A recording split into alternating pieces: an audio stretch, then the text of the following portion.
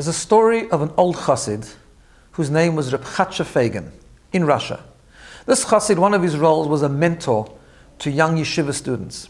One night, he led a farbrengen, a gathering for these students, where they sat around the table, they said a little bit of l'chaim, they had something to eat, and he inspired them. He spoke and they sang. He spoke and they sang. He encouraged them to improve, to inspire themselves, to take the next step in their spiritual growth.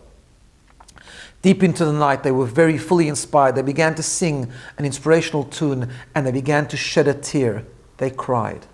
Suddenly there was a commotion, a bit of noise, and they thought that it's the KGB regime coming to inspect this illegal gathering. They sprung into action, they hid the evidence, and they sat around talking as if they were just talking nonsense, and there was nothing to do with religion. Soon it became obvious that it was a false alarm. So they got together, they tried to regroup, and they tried once again to start the same song and to get back in the mood. At that moment, Reb Chatzah Fegan said to them, "No, my sons, this is not the way to do it. When you thought the KGB was coming to inspect you, you sprung into action, you took action, you did something. When it comes to spiritual growth, you were just crying. But what action are you going to take? What are you going to do about it? Shedding a tear is insufficient." In this week's Parsha, we have the dramatic revelation of Joseph to his brothers, where he tells them, "Ani Yosef, I am Yosef," after a long period of time. They were shocked. They reunited. Yosef then is reconnecting with his only full brother, Binyamin, and the Torah tells us that they fell on each other's necks and they wept, they cried.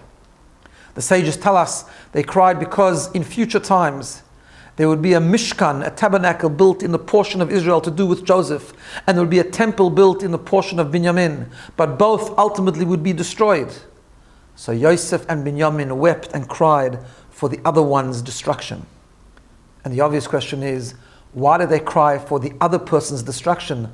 Why didn't they cry for the mishkan or the mikdash, the temple that would be their own destruction? Why were they only crying about the destruction of the other?